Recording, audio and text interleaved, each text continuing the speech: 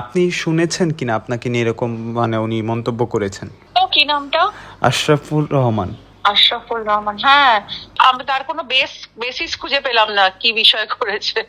মানে কোনো মানে আমি মানে কোনো যুক্তি বা কোনো রাইম অ্যান্ড রিজন খুঁজে পেলাম না যে জি। কেন এরকম বলেছে আর কি। জানি না, আমি অত্যন্ত অবাক হয়েছি, মানে দুঃখ পেয়েছি যে এরকম ধরনের কথা। দিদি, আপনি তো ওপার বাংলা, আমাদের এপার বাংলা, উভয় বাংলাই আর দিদি মানে অত্যন্ত জনপ্রিয় আর কি। তো সেক্ষেত্রে একজন কূটনীতিক এরকম মন্তব্য করলেন, এটা অত্যন্ত দুঃখজনক ব্যাপার। তো আহ, এই বিষয়টা নিয়ে সামনের দিকে আগাবেন কিনা, মানে মানে আমি সংশ্লিষ্ট একটা কথাই বলতে পারি, আমি বাংলাদেশের খুব কাছের মানুষ এবং বাংলাদেশকে আমি ভালোবাসি।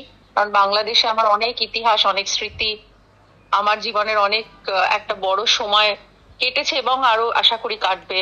কারণ আমি বাংলাদেশকে খুব রেসপেক্ট করি এবং বাংলাদেশ আমাকে অনেক মান সম্মান, আমার ক্যারিয়ারের অনেক কিছু দিয়েছে এবং অনেক, শুধু ক্যারিয়ার বলবো না, অনেক ভালো ভালো মানুষকে পেয়েছি বাংলাদেশ থেকে, যারা আজও আমাকে এত ভালোবাসে জি। এবং আগামী দিনেও বাসবে বলে আমি জানি।